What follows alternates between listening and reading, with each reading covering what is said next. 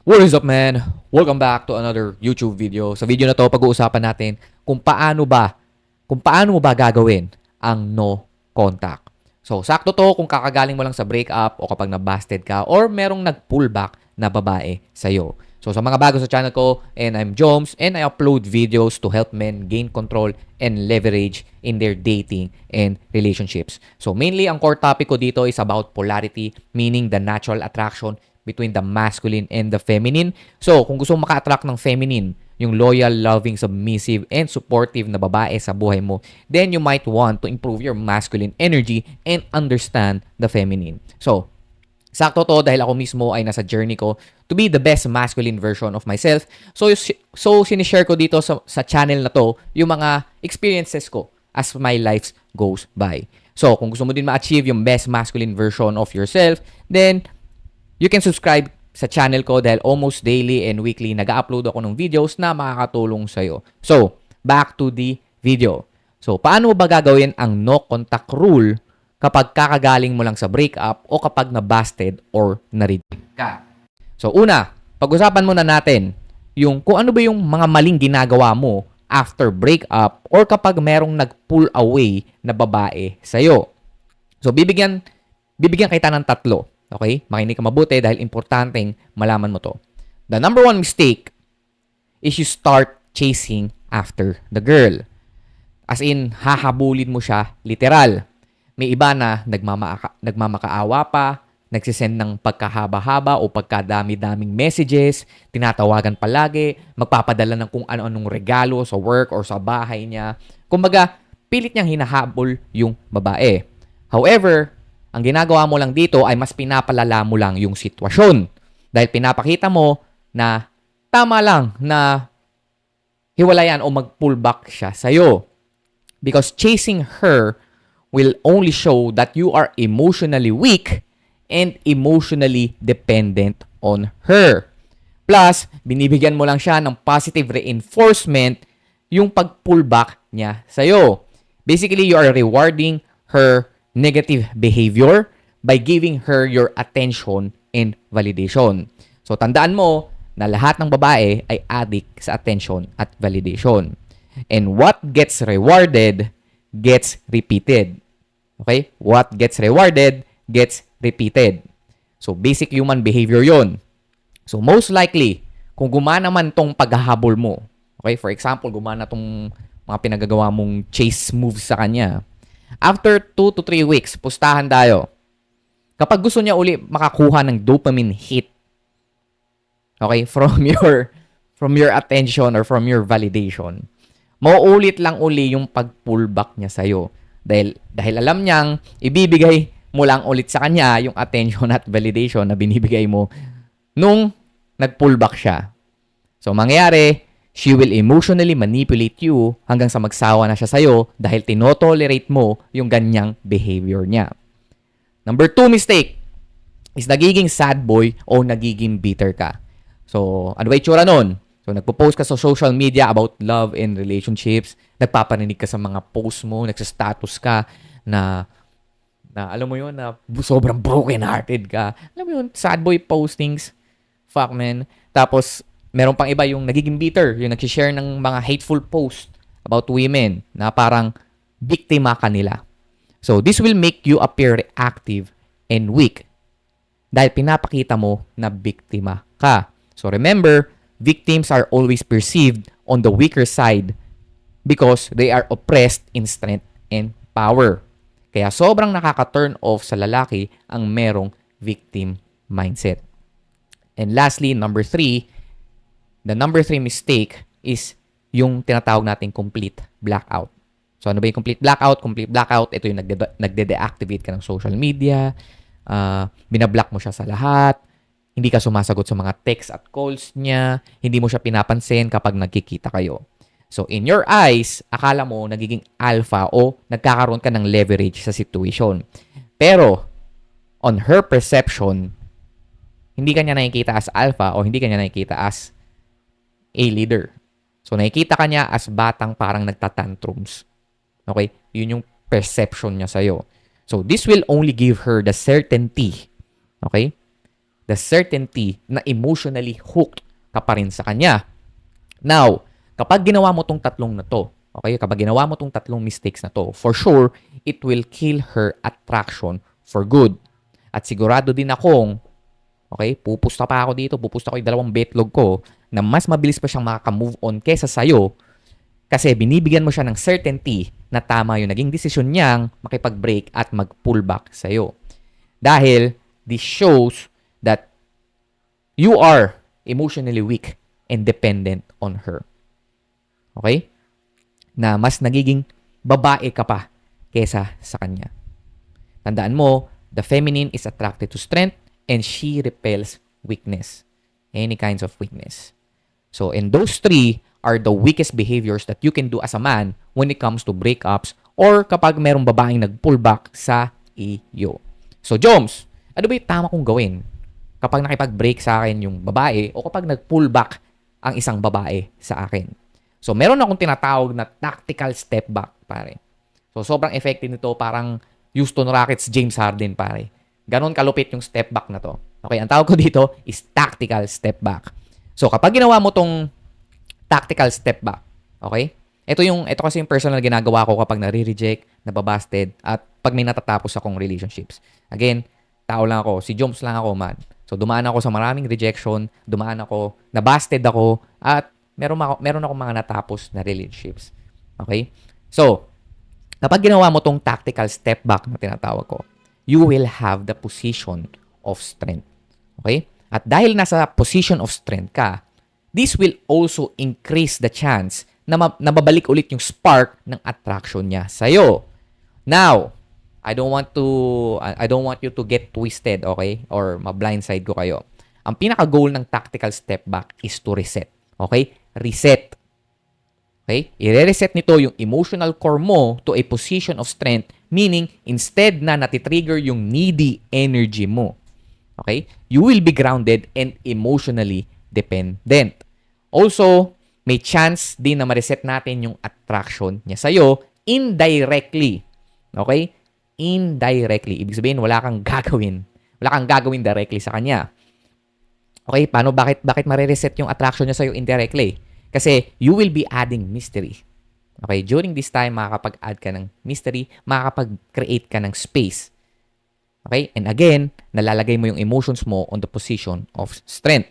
Tandaan mo, sa early dating stage, okay, nung pag nagsisimula pa lang ang dating and nagsisimula pa lang kayo ng babae, so dating stage, okay, women will fall in love first with the idea of you or the fantasy of the relationship that you might have.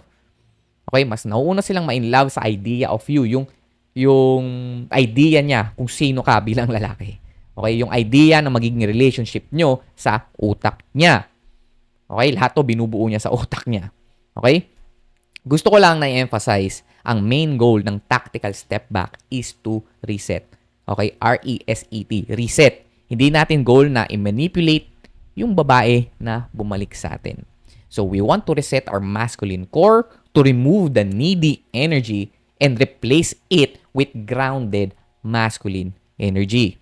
So, bonus na lang kung gusto niya makipagbalikan o gusto niya ulit ituloy yung interaction nyo in a romantic level after mong gawin to. Again, bonus na lang yun.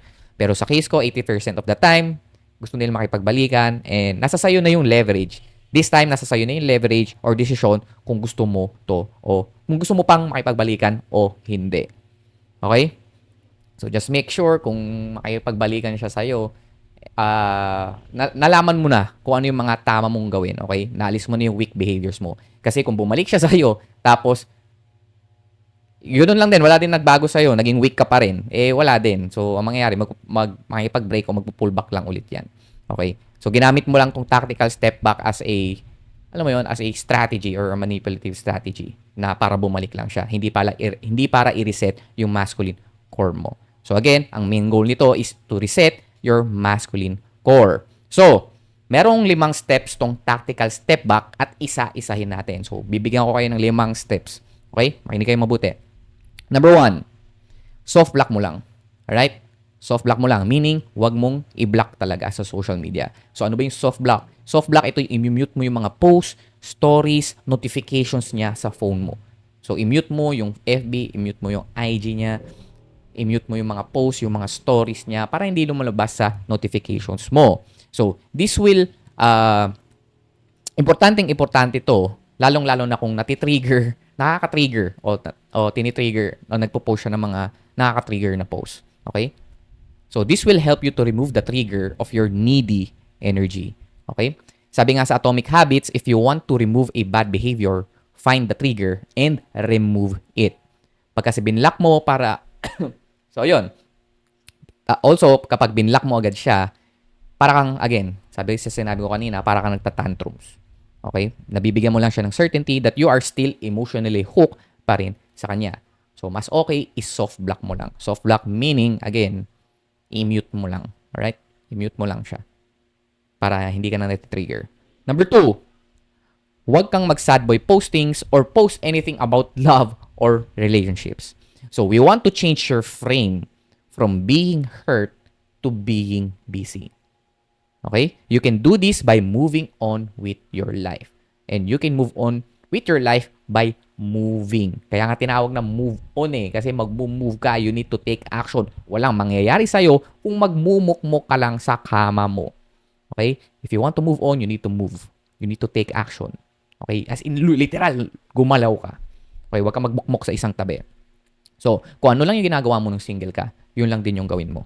Kung ano yung ginagawa mo nung hindi mo pa siya pinupursue, kung ano yung mga sa tingin mong hindi mo nagagawa nung single ka, o kung ano yung mga sa tingin mong hindi mo nagagawa nung pinupursue mo siya, now is the perfect time to try those things out. Okay? Tapos yun lang din yung i-post mo sa social media. Document your life. Next, number 3. If magkaroon kayo ng interaction, treat her like your co-worker. Okay, na parang office mate mo lang siya. You are friendly and polite, pero pinapakita mo na hindi ka na emotionally invested sa kanya at busy ka sa mga mas importanteng bagay. So, you can do this one by ending the conversation first. Okay? Na ikaw yung mag-end ng conversation. Na meron ka pang ibang bagay na mas importanteng kailangan gawin kaysa makipag-usap sa kanya. And also, you want to avoid asking her questions para lang humaba yung conversations niyo. Alright? So, number 4, don't initiate. Ibig sabihin, huwag ka mauuna mag-message, tumawag, o kahit mag-like ng story or post, huwag mong gagawin yan. Kaya importante yung number 1. Kasi kada nakikita mo siya, kada nakikita mo yung post, kada mo nakikita yung stories niya, matitrigger at matitrigger lang yung needy energy mo. So, ang mangyayari nun, baka mag-initiate ka, ganyan. So, kapag nag-initiate ka, you remove the mystery, you remove the space, ganyan. And wala, back to square one ka when it comes to resetting your masculine core. So, kapag kasi nag-initiate ka, mabibigyan mo lang din siya ng unnecessary validation at marere-reinforce mo lang lalo yung bad behavior na ginawa niya sa'yo. So, number 5, last step is use this time to focus on your purpose, career, fitness, and even dating other women para mawala yung needy and scarcity energy at mapalitan ng grounded and abundant energy. So, you can also use this time to reassess and recalibrate on what went wrong on both sides para next time you will make smarter decisions when it comes to your dating life.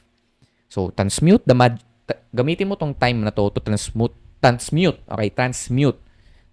the majority of your emotional energy on building and conquering. Again, if you want to move on, you need to move.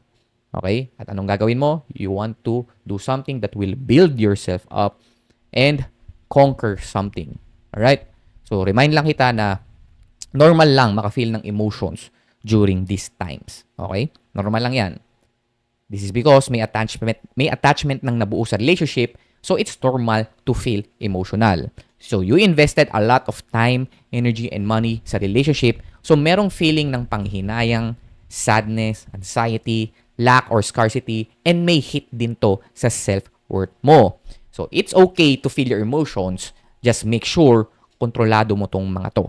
Okay? Emotional control meaning you are connected with your emotions, but you can still make good and rational decisions or choices for yourself. So, instead of suppressing your emotions, i-transmute mo siya on building and conquering something. Every time you feel emotional, ask this question sa sarili mo. Do I feel needy? Okay? Do I feel depressed or angered? So, tanungin mo yung sarili mo. If you feel needy, ibig sabihin, you need self-nurturance. Self-nurturance meaning self-care lang to. Magpagupit ka, magpamasahe ka, mag-spa, mag-shopping, i-treat mo yung sarili mo sa favorite mong restaurant. Kumbaga, ibigay mo yung sa sarili mo yung sa tingin mong need mo sa babae. Okay? I-self-nurture mo yung sarili mo.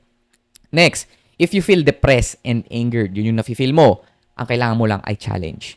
Do something that will challenge you. Mag-hit ka ng PR sa gym, mag-sparring ka, umakyat ka ng bundok, mag-try ka ng mga bagay na hindi mo pa ginagawa. Okay? So that's how you transmute your emotions on building and conquering something. So, if you want to know more on how you can reclaim your masculine energy and emotional independence, you can join my email newsletter for free kung saan nagbibigay ako ng daily advice that will help you gain leverage and control on your dating and relationships. So kung palagi ka nababasted, nafe-friendzone, nare-reject, natutorpe, at gusto mo na maging best masculine version mo, check mo lang yung link sa description box or sa bio ko. Libre lang yan, and I'll see you on the next video. Let's go.